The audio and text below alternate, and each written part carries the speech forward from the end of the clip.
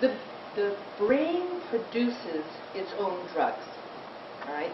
Dopamine, opiates, and other neurochemicals.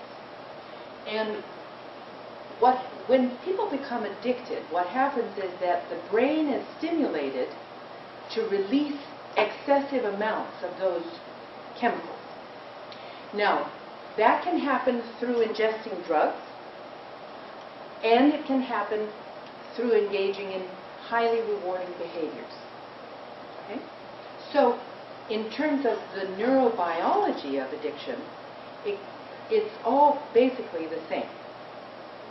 Now, all addictions have certain similar characteristics. It first of all involves feeling very rewarded by engaging in the behavior or ingesting the drug. So a reward. We call it getting high. All right? So you feel a high, and that's the pleasure created by the neurochemicals of opiates and dopamine and so forth. So that's one characteristic that all addictions share.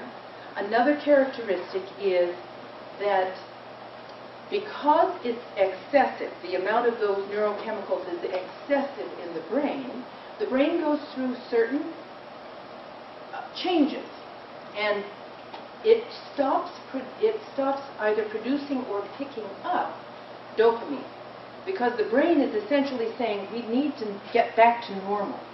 So the brain withdraws the receptors to pick up dopamine, and we call that tolerance.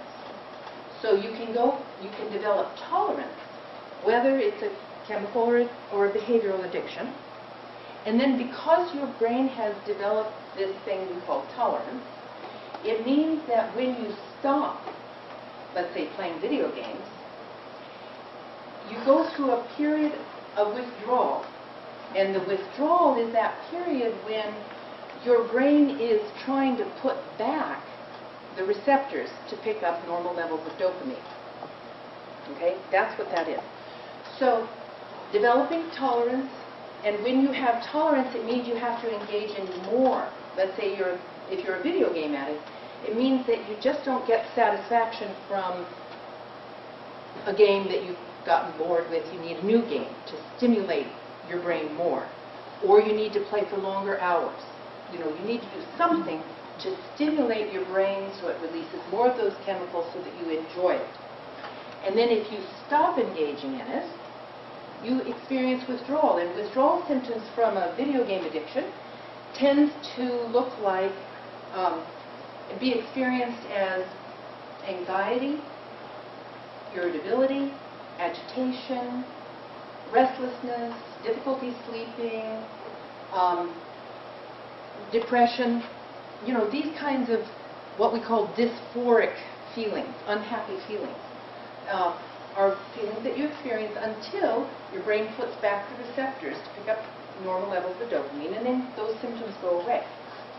And then finally, and this is important, is that if you're addicted to something, you engage in it compulsively, which means you can't really stop.